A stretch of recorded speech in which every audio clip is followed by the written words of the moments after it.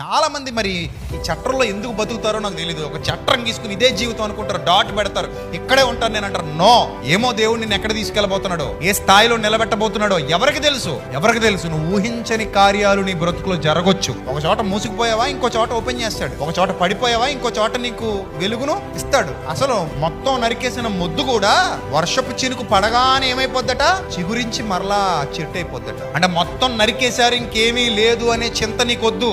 ఆ నరికేసిన మొద్దులో నుండి కూడా ఆశీర్వాదాన్ని సృష్టించగలిగే సృష్టికర్త ఉన్నాడు కాబట్టి ధైర్యంగా నిలబడు. మొత్తం నరికేసిన స్థితిలో నుంచి కూడా నువ్వు ఎదగొచ్చు, ఎదిగే ఛాన్స్ ఉంది. ఎదురు చూడు, ఓపిక పట్టు. అంతేగాని ఇంకేమీ లేదు, చచ్చిపోతాను, ఇంకెక్కడితో నా జీవితం అయిపోయింది, ఇంక నాకు ఏ దారి లేదు. నువ్వెవరు చెప్పడానికి ఏ దారి లేదని నీకు తెలుసా? రేపు ఏం జరగబోతుందో నీకు తెలియదు. సృష్టికర్తని నీ భూమి మీద పుట్టించాడు కాబట్టి ఆయనకు లోబడు, ఎదురు చూడు, విశ్వాసంతో ఉండు. అంతేగాని ఇంక అయిపోయిందన్న మాట ఎప్పుడు నీ నోటి వెంట రాని. ఒక అయిపోయిందని ఎప్పుడు చెప్పకండి.